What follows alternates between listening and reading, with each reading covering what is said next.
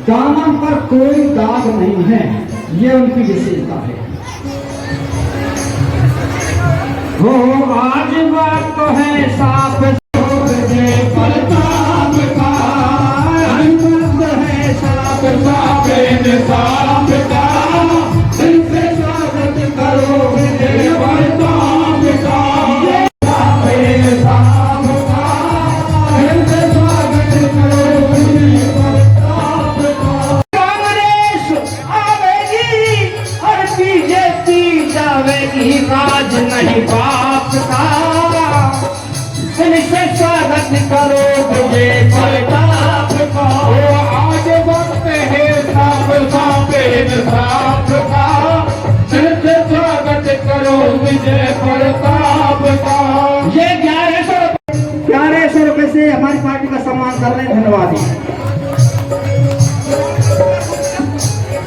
500 रुपए जिला पार्षद श्रीमान रूपचंद जी 500 रुपए का पुरस्कार दे रहे, धन्यवाद।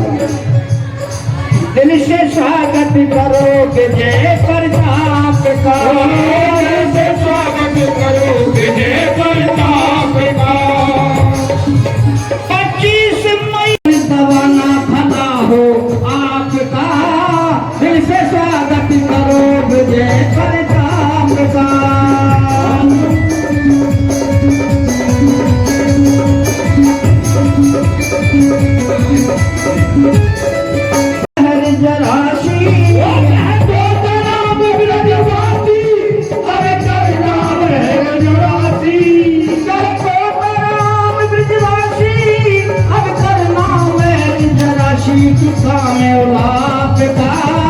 दिल से स्वागत करो विजय प्रताप का, आज वक्त है साफ इंसाफ का, दिल से स्वागत करो विजय प्रताप का, दिल से स्वागत करो विजय प्रताप का, दिल से स्वागत करो विजय प्रताप।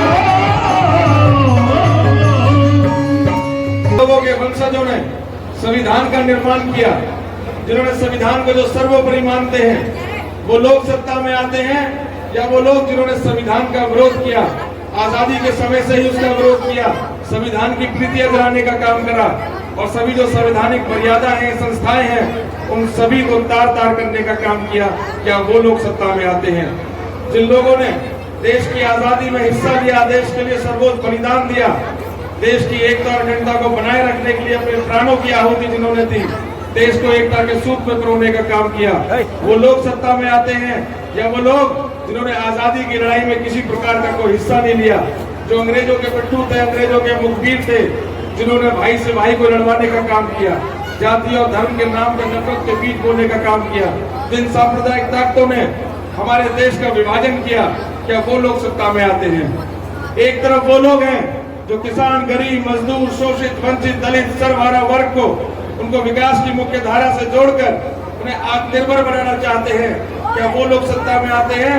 या वो लोग जो आज चंद उद्योगपतियों के हाथ की कठपुतली बन चुके हैं, जो सारी आज नीतियां उन उद्योगपतियों को ध्यान में रखते हुए बनाई जा रही हैं, देश का सारा धन संसाधन आज उनके हाथों में दे दिया गया है। किसी गरीब किसान मजदूर का, किसी का कोई एक पैसा इस सरकार ने माफ नहीं किया, लेकिन उन उद्योगपतियों के 16 लाख करोड़ का कर्ज माफ करने का इस सरकार ने किया, क्या वो लोग सत्ता में आते हैं? साथियों, आपने देखा होगा, पहले अरविंद केजरीवाल जी को इन्होंने अरेस्ट किया चुनाव डिक्लेयर होते ही, इससे पहले झारखंड के मुख्यमंत्री को भी इन्होंने अरेस्ट किया था, कांग्रेस के सारे खाते इन्होंने सीज करने का काम किया। और अब मैं आपको बताना चाहूंगा कि सूरत के गुजरात में इनके एक प्रत्याशी को निर्विरोध सांसद चुन लिया गया है। आज पंचायत का भी चुनाव होता है, तो पंचायत का चुनाव होता है, सरपंच भी निर्विरोध नहीं चुना जाता, लेकिन एक सांसद का चुनाव जो एक क्षेत्र में 20 लाख से ज्यादा वोट होती है, 20 लाख से ज्यादा वोटों में क्या कोई प्रत्याशी नहीं मिला जो उसके खिलाफ लड़ सकता था? प्रत्याशी तो खड़े हुए थे, लेकिन उन्हें डरा धमका के बंद कर दिया गया, उन्हें बिठा दिया गया। साथियों, ये एक ट्रेलर है, ट्रेलर। अगर 2024 में अगर ये लोग सत्ता में आ गए तो चुनाव तो होंगे देश में, लेकिन वो सिर्फ एक खाना पूर्ति के लिए होंगे। जैसे रशिया में, नॉर्थ कोरिया में होता है, चुनाव तो होते हैं लेकिन कोई उम्मीदवार नहीं होता, डरा धमका के बिठा दिया जाता है, कोई नहीं बैठता तो रास्ते से हटा दिया जाता है। इस प्रकार का लोकतंत्र आज हमारे देश में बनाना चाह रहे हैं। साथियों, आपने सुना होगा, इन्होंने पहले नारा दिया 400 पार का। ये कहते हैं कि हमें 400 पार चाहिए। क्यों चाहिए? कि हमें संविधान बदलना है, इसलिए हमें 400 पार हमें चाहिए, 400 से ज्यादा MP हमें चाहिए। वो संविधान आजादी से पहले की अगर मैं बात करूं, 10% लोगों के पास सारे देश के संसाधन थे, सारी आर्थिक शक्ति थी, राजनीतिक शक्ति थी। बाकी नगर शिक्षा स्वास्थ्य की बात करें, आज हम बिजली पानी की बात करें, आज हम ग्रामीण क्षेत्र के विकास की बात करें, समाज कल्याण की विभिन्न योजनाओं की बात करें, या हम युवाओं में बढ़ती बेरोजगारी की बात करें, प्रशासन में बढ़ते भ्रष्टाचार की बात करें, बिगड़ती कानून व्यवस्था की बात करें, दलितों, महिलाओं, अल्पसंख्यकों के खिलाफ बढ़ते दमन, शोषण, उत्पीड़न की बात करें, हर क्षेत्र में ये सरकार पूरे तरीके से ये विफल हो चुकी है। सरदारों, 10 साल पहले नरेंद्र मोदी जी कहा करते थे, जब 2014 का चुनाव चल रहा था, कि अगर हम लोग सत्ता में आए तो प्रति वर्ष युवाओं को हम 2 करोड़ रोजगार देने का काम करेंगे। आज 10 साल बीत जाने के बाद भी उन्होंने 2 करोड़ युवाओं को रोजगार नहीं दिया। आज भारत के अंदर 45 साल की सबसे बड़ी बेरोजगारी है। आज हरियाणा बेरोजगारी में देश में नंबर 1 पर है। आज हरियाणा में 2 लाख से ज्यादा सरकारी पद खाली है। कौशल रोजगार निगम की स्थापना की है सरकार ने। सरकारी नौकरियों को खत्म करने का ये एक षड्यंत्र है। इसके तहत टेम्परेरी नौकरी मिलती है, परमानेंट नहीं मिलती, तनख्वाहें आधी हो गई है। ये अग्निवीर योजना लेकर आए, उसकी कोई आवश्यकता नहीं थी। हमारी जो देश की सेना है पूरी दुनिया में अपने पराक्रम और शौर्य के लिए उसे जाना जाता है, लेकिन ये आर्मी की बिना मंजूरी के नरेंद्र मोदी जी अग्निवीर योजना लेकर आए। 4 साल का रोजगार है, 4 साल बाद रिटायर हो जाओगे, फिर से आप बेरोजगार हो जाओगे। इसी प्रकार की कोई सहूलियत नहीं है। 6 महीने की ट्रेनिंग है, बॉर्डर पे खड़ा कर देंगे। ये हमारे युवाओं के साथ, हमारी देश की सुरक्षा के साथ ये एक बहुत बड़ा खिलवाड़ है।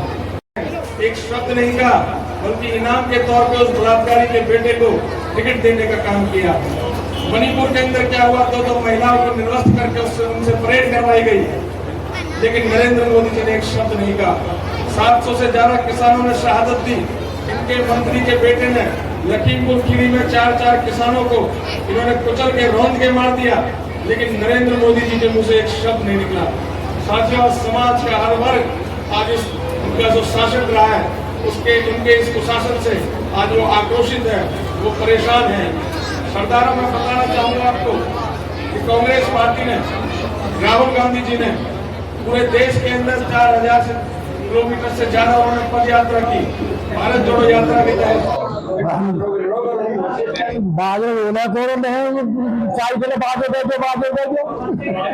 अच्छा, देने वाले ना खरीदने वाले आ रहे हैं, खरीदने वाले आ रहे, देने वाले